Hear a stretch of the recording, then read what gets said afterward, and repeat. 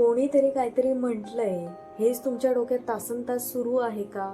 किंवा भविष्यात काय घडणार आहे या भीतीने तुमची आजची झोप उडाली आहे का? असं जर तुमच्यासोबत होत असेल तर तुम्ही ओव्हर थिंकिंगच्या जाळ्यात पूर्णपणे अडकलेला आहात. ओव्हर थिंकिंग म्हणजे एखाद्या गोष्टीचा इतका विचार करणं की तुम्हाला पुढचा निर्णय घेणं कठीण होऊन बसतं किंवा तुम्हाला मानसिक त्रास सुरू होऊ शकतो. तर या ओव्हर थिंकिंगच्या चक्रातून बाहेर पडण्यासाठी आपण आज काही जालीम प्रभावी उपाय पाहणार आहोत. नंबर 1, विचारांना कागदावर उतरवा. जेव्हा तुमचं डोकं विचारांनी पूर्ण गच्च भरलेलं असतं तेव्हा एका डायरीवर किंवा वहीवर तुमच्या मनात जेवढं काही आहे ते लिहून काढा. याने मेंदूला एक मेसेज जातो की तुमच्या मनात जे काही विचार आहेत ते कुठेतरी स्टोअर झालेले आहेत, त्याच्यामुळे ते वारंवार आठवण्याची गरज नाहीये. ही टेक्निक मी सुद्धा बऱ्याचदा आजमावलेली आहे आणि याचा पूर्णपणे फायदा मला झालेला आहे. सो ट्राय करून नक्की पहा. टेक्निक नंबर 2, 5 4 3 2 1 हे तंत्र वापरा. म्हणजे 5 गोष्टी पहा. कोणत्याही समोरच्या तुमच्या 5 गोष्टी पहा. 4 गोष्टींना स्पर्श करा, जसे की टेबल, तुम्ही घातलेले कपडे, तुमचे केस, अशा वेगवेगळ्या 4 गोष्टींना तुम्ही स्पर्श करा. 3 गोष्टींचा आवाज ऐका. कोणत्याही 3 गोष्टींचा आवाज ऐका, जसे की फॅन, पक्षी, असे वेगवेगळे आवाज तुम्ही ऐकू शकता. 2 गोष्टींचा वास घ्या, जसं की फूल किंवा एखादा पदार्थ आहे त्याचा तुम्ही सुगंध घेऊ शकता.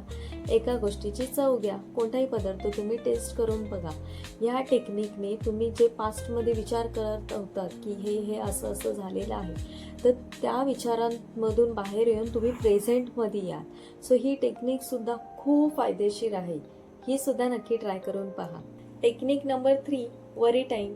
म्हणजे दिवसभर एखाद्या गोष्टीचा विचार करण्यापेक्षा तुम्ही एक फिक्स टाइम ठरवा. जेव्हा तुमच्या मनात विचार येतील तेव्हा विचारांना सांगा की आता मी 6 ते 6:15च्या दरम्यान मी तुझा विचार करणार आहे आणि त्या विचारांना बाजूला ठेवा. तर या टेक्निकने काय फायदा होतो, तो तुमची कार्यक्षमता वाढते आणि तुम्ही विचारातून तेवढा वेळ मोकळे राहता. या सगळ्या टेक्निक्स खूप फायदेशीर आहे. तुम्ही नक्की ट्राय करून बघा. मला त्याचा पर्सनली फायदा झालेला आहे.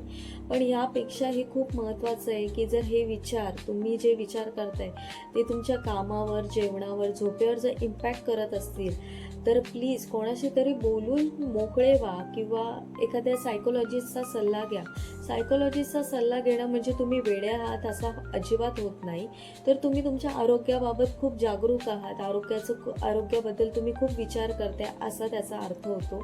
तर गरज असेल तर सायकोलॉजिस्टचा सल्ला नक्की. शेवटी एक लक्षात घ्या, तुम्ही म्हणजे तुमचे विचार नाही आहात. विचार येतात जातात, तुम्ही मात्र स्टेबल राहा आणि स्वतःवर जास्त दबाव टाकू नका. कोणत्याही गोष्टीला बदल व्हायला वेळ लागतो. जर ही व्हिडिओ तुम्हाला उपयुक्त वाटली असेल तर तुमच्या अशा मित्राला नक्की शेअर करा ज्याला या व्हिडिओची खरंच खूप गरज आहे. तुम्ही ओव्हर थिंकिंग मध्ये असल्यावर कोणती टेक्निक यूज करता हे मला कमेंटमध्ये नक्की सांगा आणि व्हिडिओ आवडली असेल तर लाईक नक्की करा.